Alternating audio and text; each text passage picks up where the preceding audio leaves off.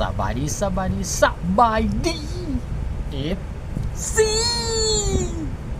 และกับพี่น้องพงไปว่าสุขจะเด้อสำหรับวันนี้มาพบพอกันเป็นวันพุธที่25เดือน6ปี2025ได้จะเด้อมื่อนี้มาได้เมนูเด็ดมากินซูฟีซูน้องที่เบิ่งเดี๋ยวกันจะด้วยกับข้าวเหนียวและข้าวทอดไปต้มถึงในงัวขาดขี้ป่น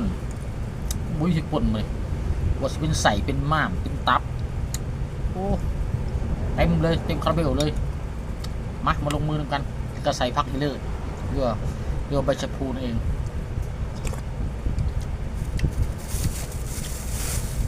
กินกับข้าวเหนียวฮ้อน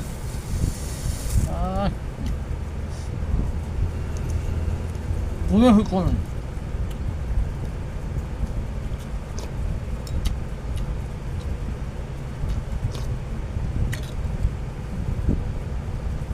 กิน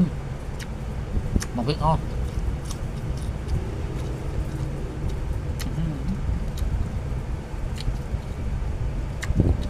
ตาพริกผง